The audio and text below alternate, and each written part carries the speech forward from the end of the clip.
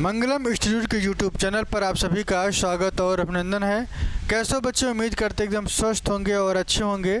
जैसा कि मैंने आपसे वादा किया था कि क्लास 11th और 12th की जो बायोलॉजी का सेक्शन है, हिंदी मीडियम और अंग्रेज़ी मीडियम का, डेली हमारी ये क्लास आपको मिलेगी। ठीक है, शाम के 4 बजे हिंदी मीडियम की क्लास 4 बजे और इंग्लिश मीडियम की क्लास जो है शाम को 6 बजे मिलेगी। ठीक है, इन सभी चीज़ों को जो बच्चे नीट की तैयारी कर रहे हैं उनको मैं बायोलॉजी का मैं भरोसा दिलाता हूँ कि 360 में 360 नंबर का कैसे पाना है, इस मंत्र को मैं आपको देने वाला हूँ। ठीक है, और ये क्लास के अकॉर्डिंग आपको मिलता रहेगा। सबसे पहले जो बच्चे नए हैं वो चैनल को सब्सक्राइब कर ले और एनसीईआरटी की ये पीडीएफ है और एनसीईआरटी की एक एक लाइन को ऑपरेट करेंगे और समझेंगे बारीकियों की कि कौन से ऐसे लाइन है जहाँ से क्वेश्चन बनता है, कहाँ से ऐसी क्वेश्चन है जो आपको छोड़ना है। ठीक है,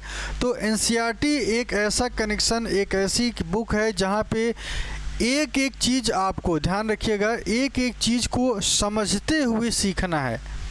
ठीक है ना, समझते हुए जब आप सीखते हैं तो आपके जहन में वो विषय लंबे समय तक बना रहता है।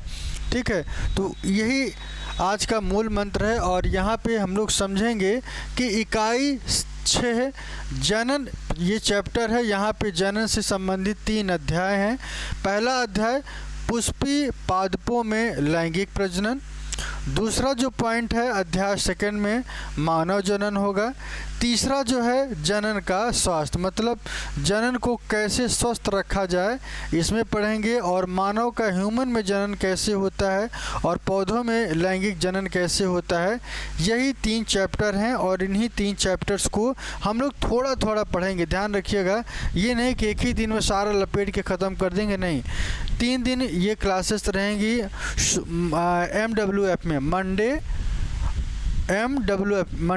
वेडनेसडे और फ्राइडे को 3 दिन आपकी 11th की क्लासेस और 12th की क्लासेस आपको मिलेंगे। ठीक है ना, तो यहाँ पे सबसे पहले जो चैनल पे नए हैं वो चैनल को सब्सक्राइब कर लें और अपने दोस्त को, मित्रों को जो आपके संपर्क में, उनको आप शेयर भी कर सकते हैं। यहाँ ऑपरेशन होगा, एक एक लाइन तोड़ कर रखेंगे और समझाएंगे कि कौन से ऐसे पॉइंट हैं जो आपके एग्ज़ाम के लिए महत्वपूर्ण हैं। तो चलिए आज का जो टॉपिक है स्टार्टअप करते हैं।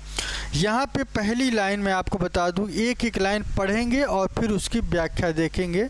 ठीक है, जीव विज्ञान में पृथ्वी पर जीवन की गाथा कहानी का सार निचोड़ है। ध्यान रखिएगा, आप अगर जीव विज्ञान की जब भी बात करेंगे, ध्यान रखिएगा, जब भी आप जीव विज्ञान की बात करेंगे तो जीव विज्ञान की सबसे बड़ी खास बात यह है कि बिना जीव विज्ञान के जीवन संभव नहीं है। और ये जीवन कहाँ पे होता है? पृथ्वी पर होगा।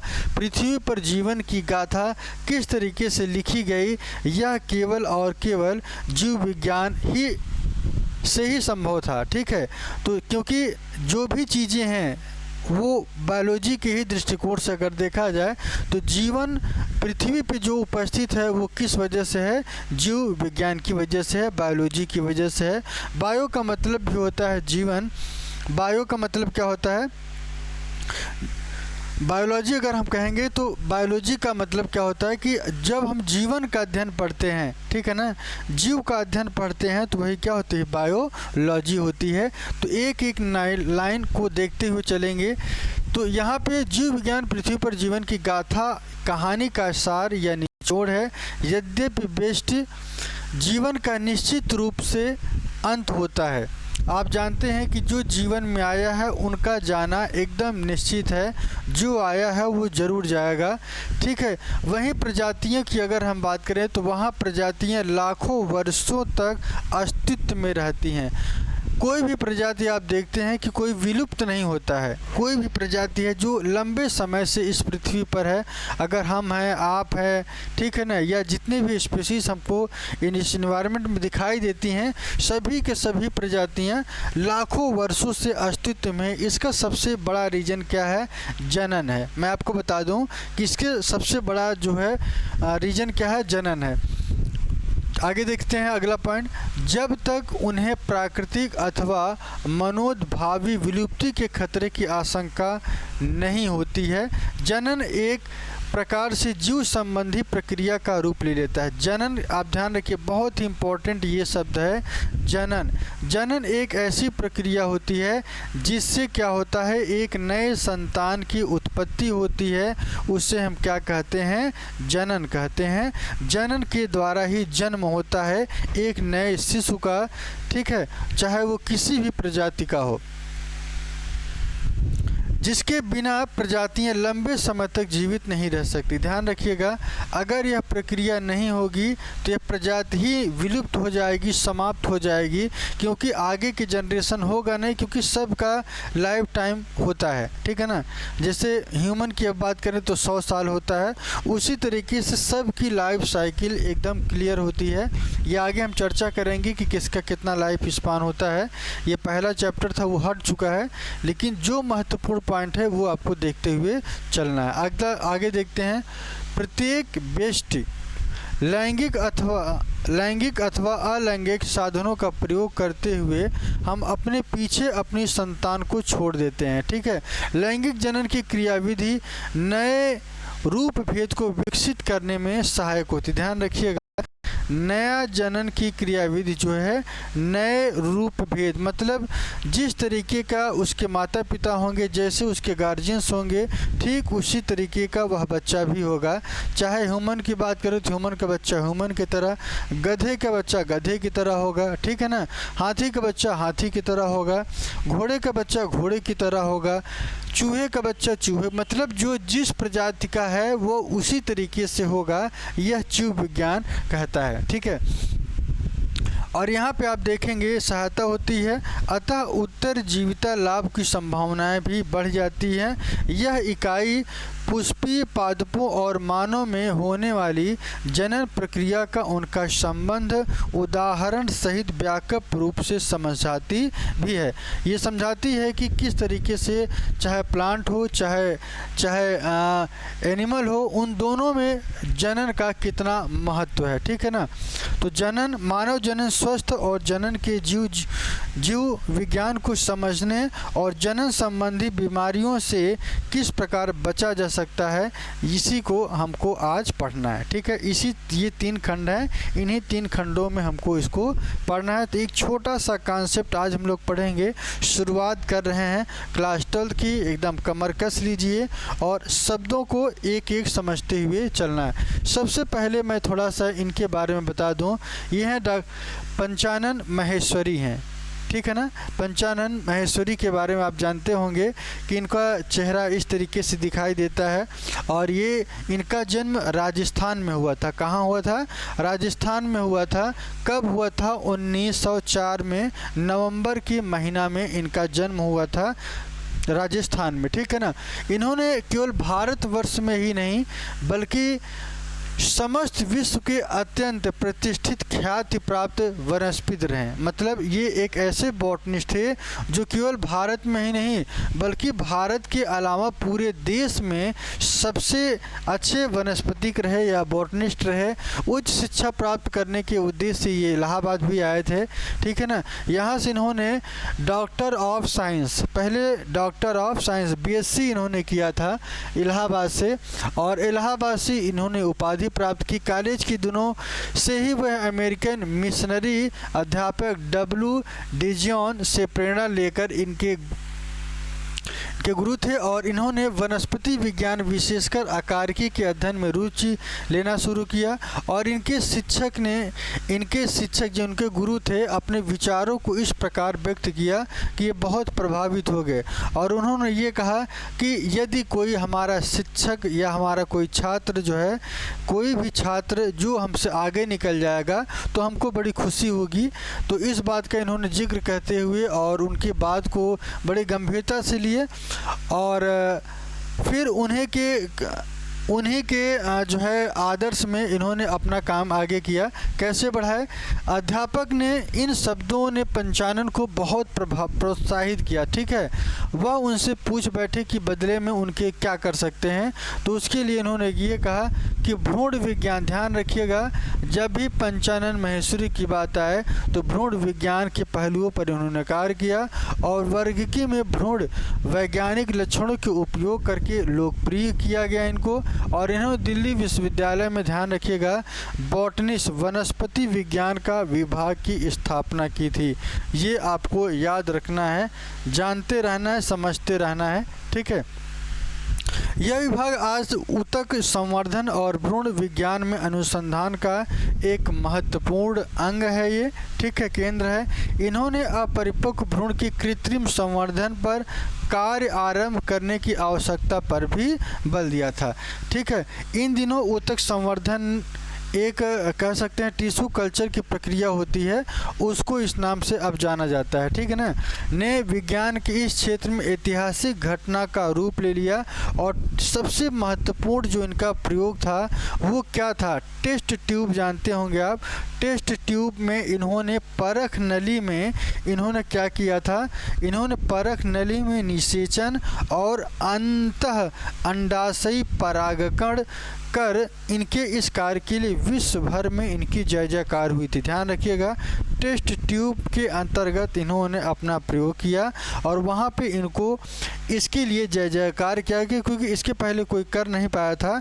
और ये इन्होंने एक ऐसा प्रयोग किया था जो बहुत ही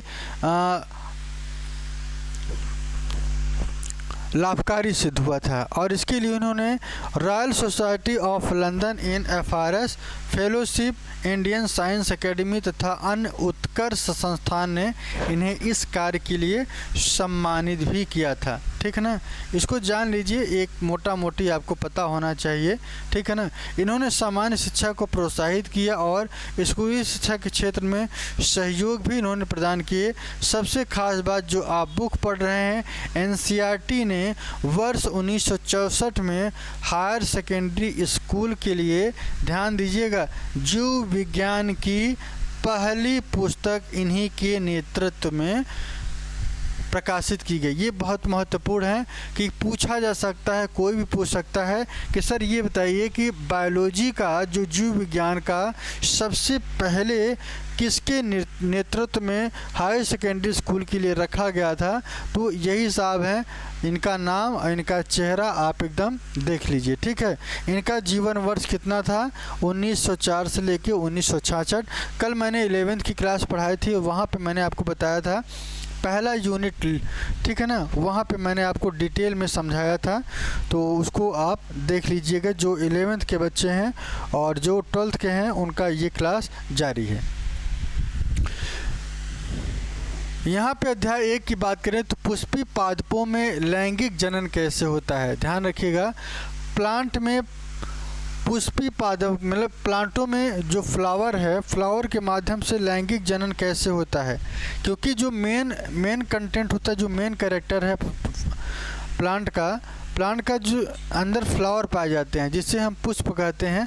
और इसकी सबसे खास बात ये होती है कि यहाँ पे मेल और फीमेल, नर और मादा दोनों पाए जाते हैं, जिसके द्वारा लैंगिक प्रजनन की प्रक्रिया कंप्लीट होती है, ठीक है।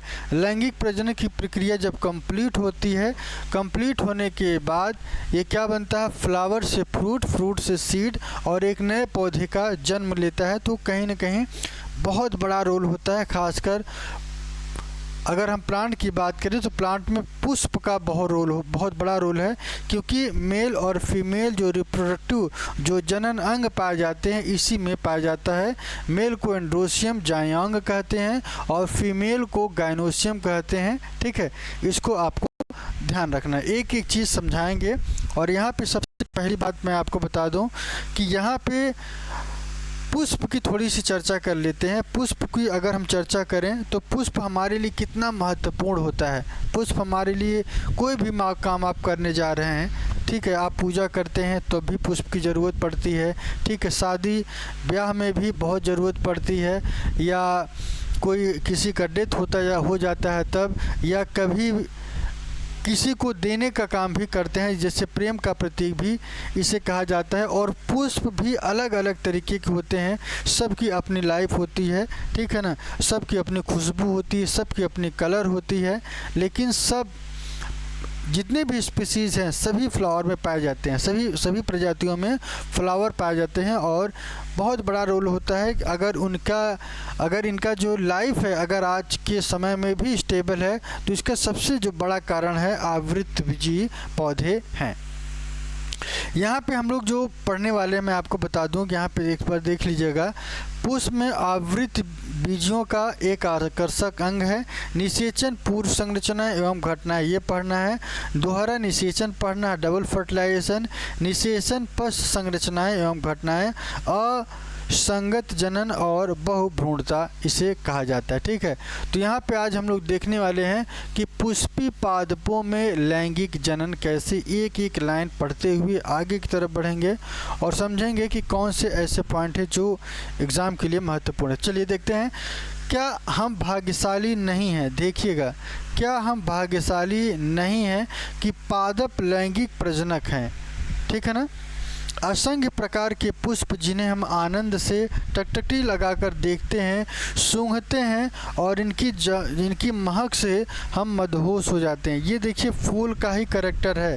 फूल को अगर कोई सुंदर फूल दिखाई देता है तो हम लोग कितना उसके प्रति आकर्षित हो जाते हैं, मन करता है कि उसको देखते रहें या उसको अपने हाथ में ले लें, तोड़ने का मन करता है। अब अगर कोई भी पौधा हो, अगर आपको फूल अच्छा लगे तो मन करता है, जी करता है कि उसको हम तोड़ ही लें। ठीक है, तो इसी वजह से फूल के लिए बहुत ही महत्वपूर्ण होता है कि हमारे लिए बहुत ही इम्पोर्टेंट रोल करता है हमारे जीवन में।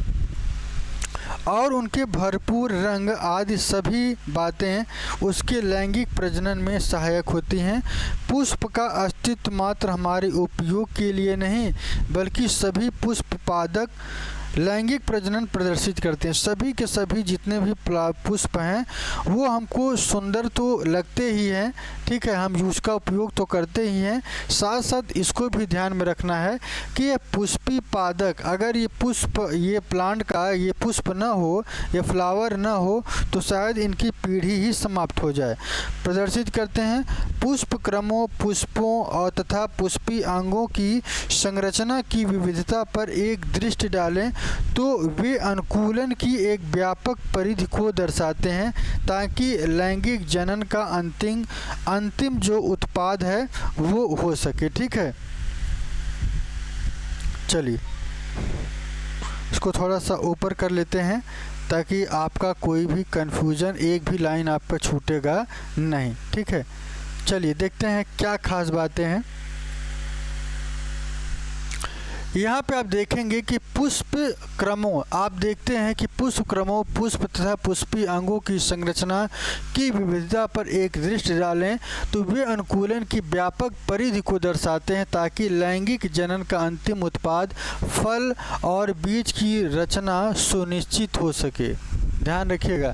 आइए इस अध्याय में आकार की संरचना तथा पुष्पी पादपों में लैंगिक जनन के प्रक्रम को समझते हैं। सबसे खास बात क्या जानते हैं, यहाँ पे जो हम पढ़ने वाले हैं पुष्प के बारे में, आवृतबीजी का एक आकर्षक अंग के साथ साथ और उसकी क्या खास बातें हैं उसको देख लेते हैं। पुष्प का बहुत बड़ा रोल है। इस पॉइंट को आपको एनसीईआरटी की बुक अपने सामने रखना है और यहाँ पे एक एक चीज़ आपको दिखाई देना है, पढ़ते रहना। ठीक है, उम्मीद करते हैं क्लियर होगा सब कुछ और स्पष्ट दिखाई भी दे रहा होगा। ठीक है, इसको थोड़ा सा बड़ा भी कर देते हैं। ठीक है, ये देखिए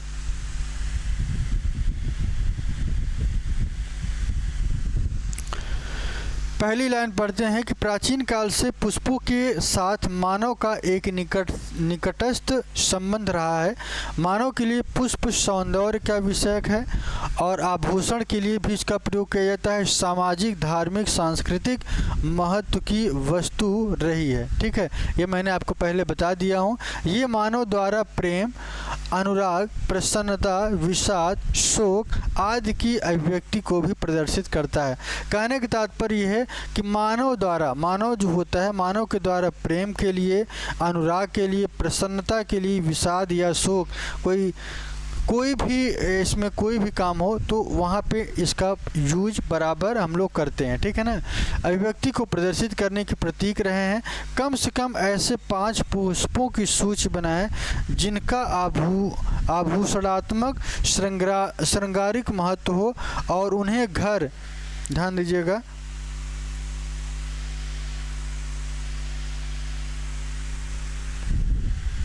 इसको थोड़ा सा ऊपर कर दें, घर बगीचों में उगाया जाता हो। आप 5 उन पुष्पों को पता भी कर सकते हैं। ये एक टास्क है जिन्हें आपके परिवार द्वारा सामाजिक सांस्कृतिक उत्सव के दौरान उपयोग किया जाता हो। क्या आपने कभी पुष्पों की खेती की? ध्यान रखिएगा, ये पूछा जाता है कि पुष्पों की खेती को क्या कहते हैं। ऐसे ही एनसीईआरटी में सारे प्रश्न आपको छिपे रहेंगे, या आप नीट की तैयारी करना चाहते हैं तो वहाँ पे हम आपको फोकस करते रहेंगे। इसीलिए एनसीईआरटी की एक एक लाइन पढ़ना ज़रूरी है। तो इस लाइन को आपको चुरा लेना है कि पुष्पों की खेती को क्या कहते हैं, फ्लोरिकल्चर कहा जाता है, या पुष्प कृमि के बारे में आपने सुना होगा। इसका क्या तात्पर्य है, थोड़ा सा देखिएगा। इसका तात्पर्य क्या है कि एक जीव वैज्ञानिक के लिए पुष्प आकारिकी एवं भ्रूणी आश्चर्य तथा लैंगिक जनन स्थल है। और आपने कक्षा 11 में पुष्प के विभिन्न अंगों के बारे में आपने पढ़ा होगा, जब मॉर्फोलॉजी ऑफ फ्लावरिंग प्लांट पढ़ते हैं, ठीक है, तो वहाँ पे आपने कैलिक्स, कोरोला, एंडोसियम, गाइनोसियम के बारे में आपने वहाँ पे पढ़ा था, ठीक है। वही चीज़ का इन्होंने यहाँ पे जिक्र किया है, उसको जाके एक बार देख लेना है। क्या आप एक पुष्प के 2 अंगों को नाम बता सकते हैं जिनके लैंगिक जनन विकास के लिए सर्वाधिक महत्वपूर्ण वाली 2 इकाइयाँ होती हैं, ठीक है ना। तो यहाँ पे आपको एक एक चीज़ लेके चलना है। तो सबसे पहले आज जो चालू करने वाले हैं वो क्या करना है कि 1.2 में निषेचन पूर्व संरचनाएं एवं घटनाएं, इसका जिक्र करने वाले हैं, ठीक है। तो एकदम कमर कस लीजिए। इसके पहले थोड़ा सा मैं एक चीज़ आपको दिखा दूं कि फ्लावर के कितने पार्ट होते हैं, ये बहुत ही महत्वपूर्ण है। आप जानते हैं कि पुष्प का जो फ्लावर होता है, इस वाले जो नीचे से फ्लावर आता है डंठल, और उस डंठल पे ये फ्लावर जो है पूरा व्यवस्थित होता है, ठीक है। इस व्यवस्थित होने के नीचे अगर हम एलएस करें, लॉन्गिट्यूडनल सेक्शन काटें किसी पुष्प का, तो सबसे पहले आपको क्या दिखाई देगा? सबसे पहले जो आपको दिखाई देगा वो अंडाशय, ध्यान रखिएगा, ये अंडाशय आपको दिखाई देता है। इस वाले रीजन को क्या कहते हैं? अंडाशय कहा जाता है, ठीक है। जिस पे पूरा फूल जो है टिका रहता है, अंडाशय, और इसे थैलेमस के भी नाम से जानते हैं, ठीक है ना, थैलेमस के भी नाम से जानते हैं। और जैसे ही पुष्प के थोड़ा सा और आगे की तरफ चलेंगे, ऊपर की तरफ चलेंगे, तो एक हरी कलर की पत्ती निकली रहती है जिसे बाह्यदल कहते हैं या कैलिक्स कहा जाता है, ठीक है। और कैलिक्स के ठीक और ऊपर की तरफ चलेंगे तो एक यहाँ पे आपको मिलेगा जिसे कोरोला कहते हैं। क्या कहते हैं? कोरोला कहा जाता है। और इस कोरोला की बात करें तो ये कोरोला कैसा होता है? कलर्ड होता है, ठीक है ना। ये कैसा होता है? कलर होता है। ये कैसा होता है? कलर होता है, इसलिए इसे कोरोला कहा जाता है। और थोड़ा सा ऊपर की तरफ चलेंगे तो ये आप देखेंगे कि मेल और फीमेल, ये जो आप देख रहे हैं इसे क्या कहते हैं? मेल कहते हैं, पुरुष कहा जाता है। और जो एकदम बीच सेंटर में है इसे क्या कहते हैं? फीमेल कहते हैं, या इसे मादा कहा जाता है। क्या कहा जाता है? मादा कहा जाता है। ये आपको ध्यान रखना है। और थोड़ा सा ऊपर की तरफ चलेंगे तो ये जो फ्लावर है और ये जो मेल है, मेल का ये जो सेक्शन आपको दिखाई दे रहा है, ये जो डंठल दिखाई दे रहा है, इसे फिलामेंट कहते हैं। और इसे क्या कहते हैं? एंथर कहते हैं। यह बाइलोब्ड होता है, और इसमें बाइलोब्ड होते इसमें पॉलन सैक भरे, पॉलन ग्रेन्स भरे होते हैं, ठीक है ना। और ये माइक्रोस्पोरोजेनेसिस के द्वारा इसमें पॉलन सैक होता है, और पॉलन सैक में पॉलन ग्रेन भरे रहते हैं, और ये फटता है तो यहाँ से पॉलन ग्रेन आके किस पे गिरता है? ये जो फीमेल का जो स्ट्रक्चर होता है, स्टाइल, स्टिग्मा और ओवरी, तो यहाँ पे इस पे गिर के ये अंदर की तरफ आता है। और स्टाइल, स्टिग्मा, ओवरी से होते, स्टाइल, स्टिग्मा और ओवरी तक ये पहुंचता और यहाँ पे फर्टिलाइजेशन करके एक नए पौधे का फॉर्मेशन करता है। ठीक है, तो उम्मीद करते हैं यहाँ तक क्लियर होगा। चलिए अब चलते हैं, जहाँ से छोड़े थे वहीं पे थोड़ा सा चलते हैं और आपको एक चीज़ दिखाते हैं। चलिए, यहाँ पे सबसे पहले निषेचन के पहले कौन सी संरचना होती है, कौन सी घटनाएं होती हैं, वो आपको मैं यहाँ पे क्लियर करता हूँ एक एक पॉइंट को। सबसे पहले 1.2 की बात करें, निषेचन पूर्व संरचनाएं और घटनाएं। पादप में वास्तविक रूप से पुष्प विकसित होने से पहले यह तय हो जाता है कि पादप में पुष्प आने वाले हैं। क्या आने वाले हैं? पादप में पुष्प आने वाले हैं। आपने कभी देखा होगा कि फ्लावर जैसे कोई पौधा हो, उसमें यदि फूल आने की स्थिति क्लियर हो रही है, लग जाता है कि इसमें फूल आने वाला। आप कभी भी जाके देखेंगे कि कोई भी नया पौधा, नया पुष्प आने वाला होता है तो उसके पहले एक दशा हमको दिखाई देती है जिसे हम पूर्व संरचना एवं घटना कहेंगे, निषेचन के पहले वाली। ठीक है, क्योंकि पुष्प विकसित होने से पूर्व यह तय हो जाता है कि पादप में पुष्प आने वाले हैं। अनेकों हार्मोनल तथा संरचनात्मक परिवर्तन की शुरुआत होने लगती है, जिसके फलस्वरूप पुष्पीय आदक या फ्लोरल प्राइमोर्डियम कहा जाता है। क्या कहा जाता है? फ्लोरल प्राइमोर्डियम। थोड़ा सा अंग्रेजी शब्द भी लेके चलना है ताकि आप कल अगर नीट की तैयारी करें तो इंग्लिश की जो लैंग्वेज है उसको ज़्यादा ध्यान रखना है, क्योंकि अंग्रेजी अगर बायोलॉजी से पढ़ेंगे तो आपको ज़्यादा रटने में आसानी होगी और समझने में भी आसानी होगी। ठीक है, तो यहाँ पे आप देखेंगे के मध्य विभेदन एवं अग्रिम विकास प्रारंभ होते हैं। पुष्प क्रम की रचना होती है जो पुष्पी कलिकाएं और बाद में पुष्प को धारण करती है। पुष्प में क्या क्या होता है? नर भी होता है और मादा। पुष्प में नर एवं मादा जनन संरचनाएं पुमंग और जायंग। ध्यान रखिएगा, पुमंग और जायंग। पुमंग किसे कहते हैं ये ध्यान रखिएगा। पुमंग जो है नर को कहा जाता है और मादा को जायंग कहा जाता है। इसे मेल और इसे फीमेल, इसे एंड्रोसियम और इसे गायनोसियम कहा जाता है। याद रख लीजिएगा, ठीक है ना। इसे क्या कहते हैं? मेल, और ये फीमेल, और इसे एंड्रोसियम और इसे गायनोसियम अंग्रेजी में कहते हैं। अंग्रेजी के भी शब्दों को थोड़ा सा आप लेके चलते रहिए अपने साथ ताकि आपको कोई कन्फ्यूज़न ना हो। इसके बाद आगे की तरफ चलते हैं और आगे की तरफ क्या है खास बात? विभेदित और विकसित रहती हैं। ध्यान रखिएगा, ये विभेद पुष्पी पादपों में लैंगिक प्रजनन कैसे होता है? ये विभेदित मतलब डिवाइड होती हैं और विकसित रहती हैं। आप याद रख करें कि पुमंगों से भरपूर पुंकेसरों का गोला एक चक्कर में नर जनन अंग का तथा जायंग स्त्री मादा जनन अंग का प्रतिनिधित्व करता है। मतलब एक में मेल और एक फीमेल, एक ही पौधे में दोनों होते हैं। मेल भी उसी में और फीमेल भी उसी में। मेल कहाँ पे होता है? मेल एकदम जैसे कैलिक्स से ऊपर कोरोला, कोरोला से ऊपर क्या मिलेगा आपको? एंड्रोसियम मिलता है। और एंड्रोसियम के अंदर वाला जो बीच वाला सेक्शन होता है उसे क्या कहते हैं? उसे क्या कहते हैं? गायनोसियम कहा जाता है। ठीक है ना, फीमेल या मादा कहते हैं। ठीक है ना। यहाँ पे सबसे पहले मैं 1.21 में पुंकेसर की बात करें, लघु बीजाणुधानी और परागकण कैसे, ये तीनों महत्वपूर्ण हैं। पोलिन पुंकेसर, पोलिन ग्रेन और माइक्रोस्पोरो जेनेसिस, ठीक है, और माइक्रोस्पोरोफिल। और यहाँ पे परागकण की बात करें तो ये आपको देखना है। सबसे पहले यहाँ पे चित्र अगर आप देखेंगे तो इसे क्या कहते हैं? पराग का कोष कहा जाता है। और इसी पराग कोष में क्या होते हैं? परागकण पाए जाते हैं।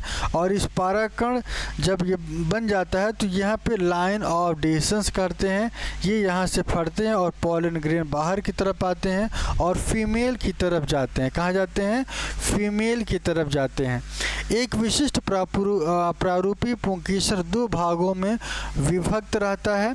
इसमें लंबा पतला डंठल तंतु, ध्यान रखिएगा, ये जो आप देख रहे हैं इस हिस्से को क्या कहा जाता है, डंठल तंतु या फिलामेंट कहलाता है। और अंतिम सिरा सामान्यतः द्विपालिक संरचना कहलाता है। क्या कहलाता है, द्विपालिक संरचना पराकोष कहलाता है।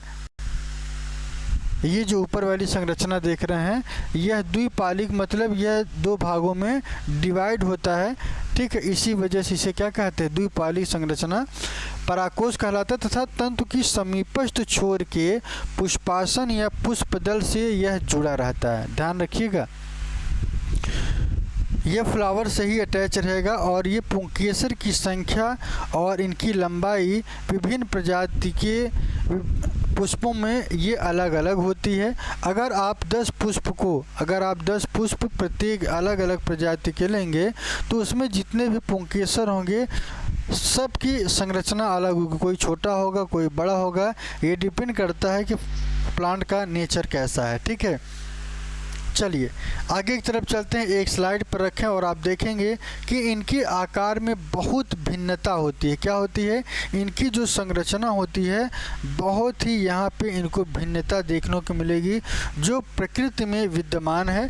एक विच्छेदन सूक्ष्मदर्शी से प्रत्येक पुंकेसर का सावधानीपूर्वक अवलोकन तथा स्पष्ट चित्र के माध्यम से विभिन्न पुष्पों में इसे देखा जा सकता है। विभिन्न पुष्पों में पराकोष के जुड़ाव और आकार की व्यापकता को समझा जा सकता है, मतलब इनका आकार कैसा होता है, इनकी संरचना कैसी होती है, ये सब आप देख सकते हैं। एक पुंकेसर का मतलब ये जो आप देख रहे हैं इसी को क्या कहते हैं, पुंकेसर कहते हैं। कैसा लग रहा है वीडियो ज़रूर बताएं। यदि कोई चीज़ ना समझ में आ रहा है तो उसको आप बता सकते हैं। अभी चैप्टर का स्टार्टिंग है और यहाँ पर आप देखेंगे, ये देखिए एक प्रारूपिक आवृतबीजी पराकोष कैसा होता है, द्विपालित होते हैं। प्रत्येक पाली में 2 कोष्ठ होते हैं, ठीक है, ये याद रखिएगा, अर्थात द्विकोष्ठी होते हैं।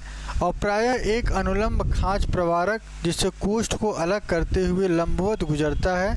आइए पराकोष को 30 पॉइंट ये जो बी है इस फिगर को देख के एक अनुप्रस्थ काट में विभिन्न प्रकार के ऊतक और उनके संयोजन को समझें। एक पराकोष की द्विपालिक प्रकृति पराकोष के अनुप्रस्थ काट में बहुत ही पृथक और सुव्यक्त होती है। पराकोष एक 4 दिशीय, ध्यान रखिएगा, 4 दिशीय चतुष्कोणीय संरचना होती है जिसमें 4 कोनों पर लघु बीजाणुधानी, ध्यान रखिएगा, लघु बीजाणुधानी समाहित होती है जो प्रत्येक पाली में 2 होती है। यह लघु बीजाणुधानी आगे विकसित होकर परागपुटी या इसी को पोलन सैक कहा जाता है। और पोलन सैक यहाँ पे जब बनेगा तो अनुलंबवत एक पराकोष की लंबाई विस्तारित और पराकोष से ठसाठस ये भरे रहते हैं। सबसे पहले मैं आपको बता दूं कि सबसे पहले यहाँ पे लघु बीजाणुधानी बनता है। क्या बनता है, लघु बीजाणुधानी बनेगा। लघु बीजाणुधानी के बाद जो अगला जो कैरेक्टर है वो पोलन सैक पाया जाता है। इसमें क्या मिलेगा, पोलन सैक मिलता है। और पोलन सैक के बाद इसमें जो मिलता है जिसे हम क्या कहते हैं, पोलन ग्रेन कहा जाता है। क्या कहा जाता है, पोलन ग्रेन कहा जाता है, ठीक है। तो ये 3 कैरेक्टर यहीं से आपको स्टार्ट हो गया। और ये जो स्ट्रक्चर होता है चतुष्फलक होता है, ठीक है, इसको आपको ध्यान रखना है कि चारों कोनों पर ये लघु बीजाणुधानी समाहित होती है, ये आपको ध्यान रखना है, ठीक है। यहाँ से आप जो पुंकेसर था, पुंकेसर यहाँ पे ख़त्म हो चुका है। अगली जो हेडिंग है उस पर चर्चा करते हैं कि लघु बीजाणुधानी की संरचना कैसी होती है। इस स्ट्रक्चर को हमको पढ़ना है, ठीक है ना। देखिए जब भी किसी फ्लावर का अध्ययन करते हैं तो यहाँ पे इनका जब एक अनुप्रस्थ काटा गया, अनुप्रस्थ मतलब एक होता है लॉन्गिट्यूडनल सेक्शन, एक होता है एलएस, लॉन्गिट्यूडनल सेक्शन और ट्रांसफर सेक्शन होता है। तो अनुप्रस्थ काट में जब इनको काटा गया था तो एक लघु बीजाणुधानी वह रूपरेखा में लंबाई की अगर इनके लगभग गोलाई में प्रकट होती है। ये सामान्यतः 4 भित्ति परतों से आवृत होती है, मतलब 4 परत इस पर बनी होती है। सबसे बाहरी परत को एपिडर्मिस कहते हैं। सबसे बाहरी परत को क्या कहा जाता है? एपिडर्मिस कहा जाता है। और ये सबसे बाहरी त्वचा होती है, ठीक है। अभी स्ट्रक्चर में भी दिखाएंगे आपको। उसके बाद जो अंदर वाली संरचना उसे एंडोथीसियम कहते हैं। उसके बाद तीसरा जो परत होता है उसे मध्य परत कहा जाता है। और सबसे बाहर की ओर टाइपिटम बाहर की ओर होती है, जो 3 परतें संरक्षण प्रक्रिया का कार्य करती है। इनका काम ये होता है, ये संरक्षण सुरक्षा प्रदान करने का काम करते हैं, ठीक है। और परागकोश के स्फुटन जो पोलन जो परागकोश होता है वहाँ पे स्फुटन होता है, वो फटेगा और फटने के बाद वहाँ पे जितने भी परागकण होते हैं उन परागकण को ये क्या करता है? मुक्त करता है। मुक्त करने के बाद इसकी सबसे आंतरिक परत को क्या कहा जाता है? पूछा जा सकता है कि सबसे आंतरिक परत कौन सी होती है, तो क्या कहेंगे? परत टाइपिटम। ये पूछा गया है, नीट की परीक्षा में भी पूछा गया है। यह एक विकासशील परागकणों को पोषण देती है और टाइपिटम की कोशिकाएं सघन जीवद्रव्य साइटोप्लाज्म से यह भरी होती हैं।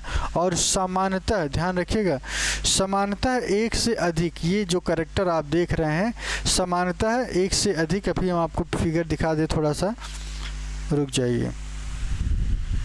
थोड़ा सा जो फिगर देख रहे हैं, जो अनुप्रस्थ सेक्शन काटा गया है लघु बीजाणुधान का, उसका जो कैरेक्टर है, सबसे ऊपरी जो कैरेक्टर है टाइपिटम होता है। इसके बीच में ये जो आपको दिखाई दे रहा है संयोजी ऊतक कहते हैं। इसके बाहरी स्ट्रक्चर को अंतस्तोना कहा जाता है, ठीक है। और इसके अंदर की जो ये वाली जो परत होती है इसे एंडोथीसियम, और थोड़ा सा अंदर जाएंगे तो बीजाणुजन ऊतक कहा जाता है। और यहाँ पे जो आप फिगर देख रहे हैं इससे क्या कहते हैं? टाइपिटम कहा जाता है।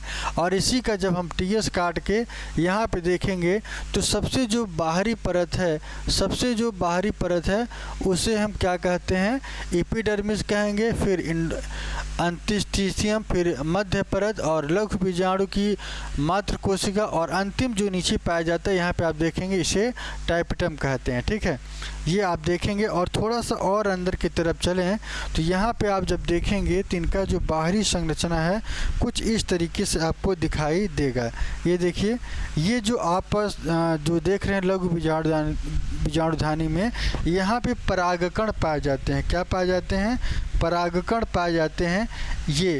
यही क्या करते हैं? जब फटता है ये तो ये बाहर की तरफ आते हैं और फीमेल से ये जो मेल है ये जाके फीमेल से अटैच होगा और वहाँ पे जाके फर्टिलाइजेशन करता है, ठीक है ना। तो इसको आपको ध्यान रखना है। चलिए आगे की तरफ चलते हैं। और यहाँ पे जो लाइन रुकी हुई थी केंद्रकों से युक्त होती है। क्या आप ये सोच सकते हैं कि किस प्रकार से एक टाइपिटम कोशिका द्विकेंद्र की बन सकती है? जब एक परागकोश अपरिपक्व होता है तब घने सुसंबद्ध सजातीय कोशिकाओं का समूह, जिसे बीजाणुजन ऊतक कहते हैं। क्या कहते हैं? ये आपको ध्यान रखना है कि इसे क्या कहा जाता है? बीजाणुजन ऊतक कहते हैं। लघु बीजाणुधान के केंद्र में स्थित है। लघु बीजाणुधान के केंद्र में स्थित होता है। लघु बीजाणुधान क्या होता है इसको थोड़ा सा देख लीजिए। पुंकेसर मैंने आपको बता ही दिया। अगली हेडिंग आपकी ये है कि लघु बीजाणु जनन किसे कहते हैं।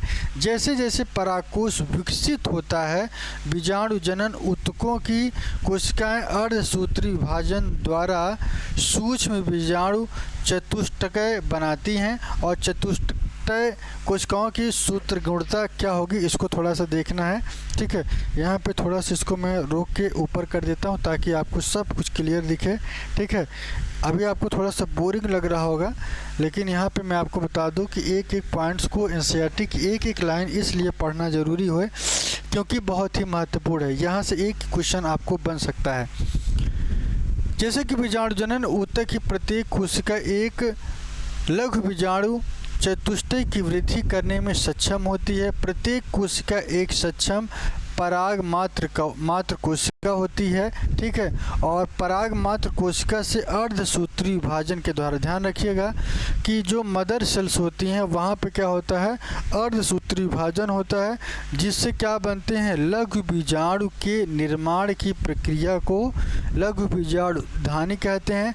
जैसे कि लघु बीजाणु की रचना के समय 4 कोशिकाओं के समूह में व्यवस्थित होते हैं, उन्हें लघु बीजाणु चतुष्टय या चतुष्कक कहते हैं, ठीक है ना। जैसे ही परागकोश परिपक्व और स्फुरित होता है तब इसके आगे की प्रक्रिया क्या होती है, थोड़ा सा यहाँ पे देखेंगे कि एक दूसरे, ये जो आप स्ट्रक्चर देख रहे हैं ये परागकण है जो इलेक्ट्रॉन माइक्रोस्कोप से देखा गया है। यहाँ पे मैं आपको बता दूं कि एक दूसरे से ये विलग हो जाते हैं और परागकण के रूप में विकसित हो जाते हैं। प्रत्येक लघु बीजाणुधानी के अंदर कई हजार लघु बीजाणु और परागकण निर्मित होते। ध्यान रखिएगा, ये पॉइंट आपको याद रखना है कि यहाँ पे जितने भी परागकण होते हैं परागकण के रूप में ये विकसित होंगे और प्रत्येक लघु बीजाणुधानी के अंदर कई हजार लघु बीजाणु और परागकण निर्मित होते हैं। परागकण जो परागकोश के स्फुटन के साथ साथ ये क्या करता है, ये मुक्त कर देता है। और यहाँ पे मैं आपको बता दूं कि परागकण क्या होते हैं, क्योंकि देखिए सबसे पहले लघु बीजाणुधानी बनेगा, फिर पॉलन सैक बनेगा, फिर पॉलन ग्रेन्स बनेंगे, ठीक है ना। इसको आपको ध्यान रखना है। परागकण क्या है इसको थोड़ा समझ लेते हैं। नर युग्मकों भाव का प्रतिनिधित्व करता है। यह आप हिबिस्कस गुड़हल या किसी अन्य पुष्प के खुले पराग को छूते हैं और आप अपनी अंगुलियों से पीले रंग के पाउडर जैसे परागकण को पाते हैं। एक कांच के स्लाइड पर एक बूंद पानी डालकर उस पर परागकण छिड़कें और एक सूक्ष्मदर्शी से देखें कि आप निश्चित रूप से आश्चर्यचकित हो जाएंगे कि किस तरीके से परागकण दिखाई दे। विभिन्न प्रकार की प्रजातियों की अगर हम बात करें तो परागकण के विन्यास, आकार, रूप, रंग और बनावट में ये भिन्न दिखाई देते हैं, ठीक है। यहाँ पे परागकण समानता कैसा होता है, गोली होते हैं। कैसे होते हैं, गोली होते हैं, गोली संरचना इनकी होती है, ठीक है।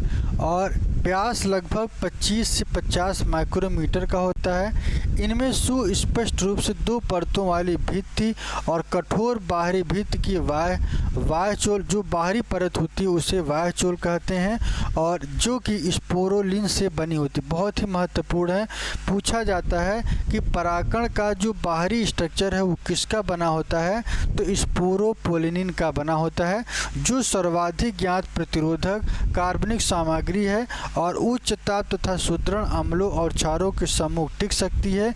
अभी तक ऐसा कोई भी एंजाइम पता नहीं चल पाया है जो स्पोरोपोलिनिन को निम्नीकृत कर दे, ठीक है ना, उसको समाप्त कर दे। परागकण के वाह्यचोल में अगर हम बात करें तो सुस्पष्ट द्वारक और इसमें रंध्र होते हैं जिसे जनन छिद्र कहते हैं। यहाँ पर स्पोरोपोलिनिन अनुपस्थित होता है और परागकण जीवाश्मों की भांति बहुत अच्छे से संरक्षित होते हैं क्योंकि उनमें स्पोरोपोलिन की उपस्थिति होती है। वाह्यचोल में प्रतिमानों और डिजाइनों की एक आकर्षक सारणी की अगर हम बात करें तो स्तंभों की पंक्तियां प्रदर्शित की गई हैं। इसमें आप देखना है कि यहाँ पे थोड़ा सा फिगर को मैं आपको दिखा दूँ।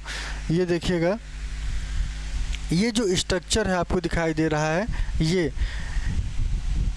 स्ट्रक्चर है और इसी को क्या कहते हैं, रसधानी कहते हैं। यहाँ पे केंद्रिका पाई जाती है और थोड़ा सा ऊपर चलेंगे तो एसीमेट्रिक इसमें फिलामेंट पाया जाता है और इसे वेजिटेटिव सेल कहते हैं और इसे क्या कहते हैं, प्रजननी सेल या रिप्रोडक्टिव कोशिका कहा जाता है। पूछा गया है कि जनन कोशिका और ये काय कोशिका कहाँ पाई जाती है, तो ये आपको बताना है कि सर ये पराग कोशिका में देखने को मिलता है, ठीक है।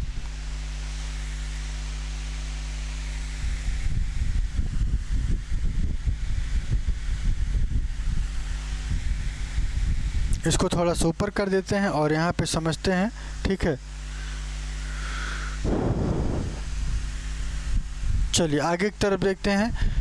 यहाँ पे मैं आपको बता दूं कि परागकण की आंतरिक भित्ति को अंतःचोल कहा जाता है, जबकि बाहरी भित्ति को क्या कहता है, वाह्यचोल। ये देखिएगा, एक्साइन और इंटाइन, इसे क्या कहते हैं, इंटाइन कहा जाता है, बाहरी को एक्साइन कहा जाता है। यह एक और सतत परत होती है जो सेल्यूलोज और पेक्टिन की, ध्यान रखिएगा, अंतःचोल किसका बना होता है?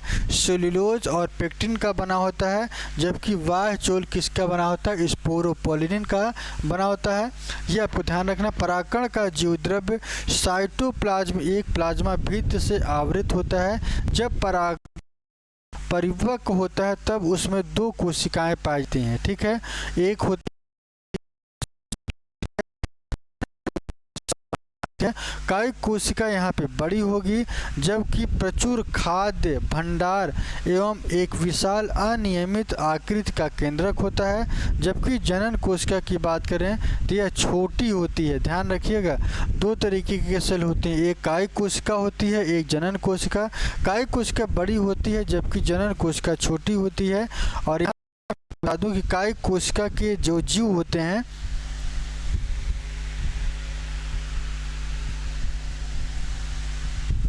कायिक कोशिका के जीव जो है द्रव्य में तैरती रहती है।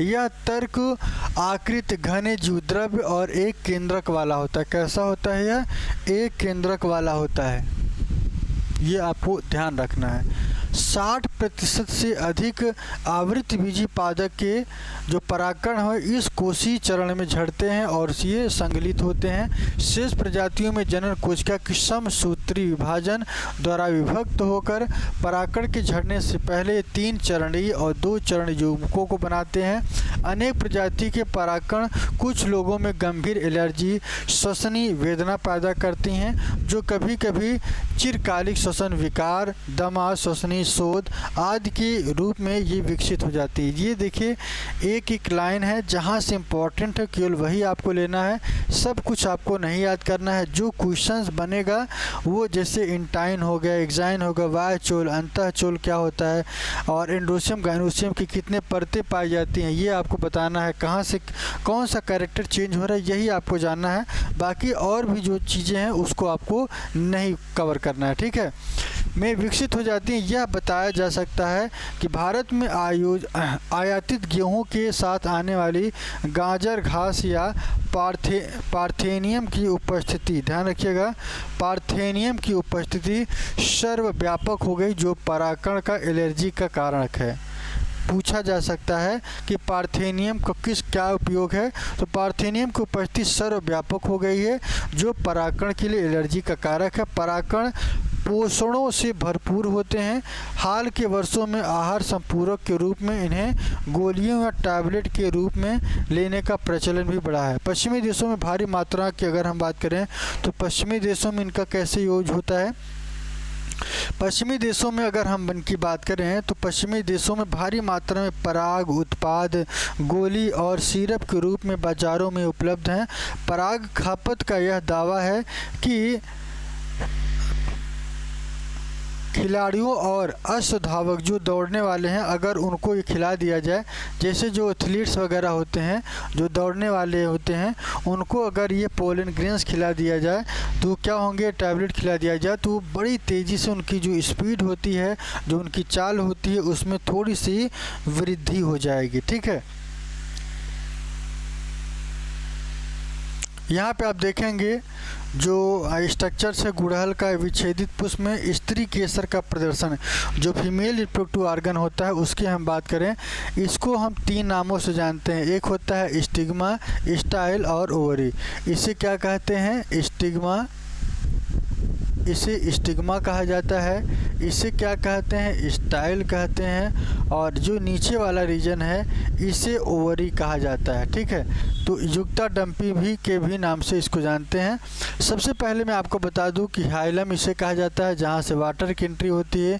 फिनिकिल भी पाया जाता है, बीजांड द्वार इसमें पाए जाते हैं। ये जो वाले स्ट्रक्चर होता है इसे बीजांड द्वार कहते हैं। और इसे क्या कहते हैं? बीजांड का सिरा, ये वाला जो हिस्सा होता है इस बीच का सबसे ऊपरी वाला हिस्सा, इसे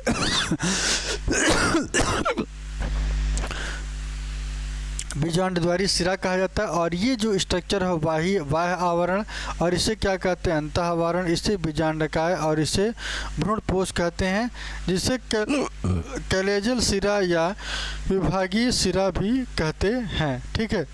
इसको आपको ध्यान रखना है। जहाँ पे मैं आपको बता दूं गुड़हल के एक विच्छेदित पुष्प में स्त्री केसर के प्रदर्शन, जो आप फिगर देख रहे हैं, ठीक है ना। तो उसको आपने देख लिया कि जो गुड़हल का पौधा होता है उसका एक स्ट्रक्चर है किसका, फीमेल रिप्रोडक्टिव ऑर्गन का 3 पार्ट होता है, स्टिग्मा, स्टाइल और ओवरी। इसको हिंदी में आपने देख लिया है, ठीक है। आज के लिए इतना ही रखते हैं और फिर कल जो है स्त्री केसर जो अगला टर्न आएगा, 3 दिन क्लास रहेगी 12th की बायोलॉजी की हिंदी मीडियम की जो क्लास है, यह अगला जो क्लास यहाँ से हम आगे की तरफ बढ़ेंगे। स्त्री केसर गुरु बीजाणुधानी या बीजांड या भ्रूणकोश किसे कहते हैं, यहाँ तक जो आपने पढ़ा उसको सीख लीजिए। यहाँ की सबसे निचोड़ की अगर मैं आपको बताऊं कि यहाँ पे उन्हीं पॉइंट्स को बारे में चर्चा करना है। कहानी तो ठीक है, लेकिन वहाँ पे कहाँ से क्वेश्चन बन सकता है, जैसे एक्साइन क्या होता है, अंतःचोल, ठीक है ना, और इंटाइन क्या होता है, अंतःचोल क्या होते हैं, और फ्लावर मेल के कितने पार्ट होते हैं, ठीक है ना, लघु बीजाणुधानी क्या होता है, पोलन सैक क्या होते हैं, पोलन ग्रेन्स क्या होते हैं वो। और मैंने आपको बताया कि मेल रिप्रोडक्टिव ऑर्गन के जो फिलामेंट होते हैं 2 पार्ट में डिवाइड होता है, एक मेल और दूसरा क्या होता है, एंथर होता है। तो एंथर जो है द्विपालिक होता है, द्विकेंद्रक उसमें पाए जाते हैं। तो यही सारे प्रश्न आपको देखने हैं, बाकी कहानी की तरह एक बार पढ़ लेंगे और निचोड़ जरूर रखिएगा ताकि आपके दिमाग में चीज़ें बैठी रहें, ठीक है। कहानी के दृष्टिकोण से रखना है और लेकिन पॉइंट उन्हीं को याद करना है जो एग्ज़ाम के लिए महत्वपूर्ण है, जैसे कोई चीज़ किसका बना हुआ है, कौन सी प्रोसेस कैसे कन्वर्ट हो रही है, इन्हीं सब बातों को ध्यान रखना है, ठीक है। तो आज के लिए इतना ही, फिर मिलेंगे एक नए वीडियो में। इसके आगे का जो चैप्टर होगा अगले वीडियो में हम आपको बताएँगे, ठीक है।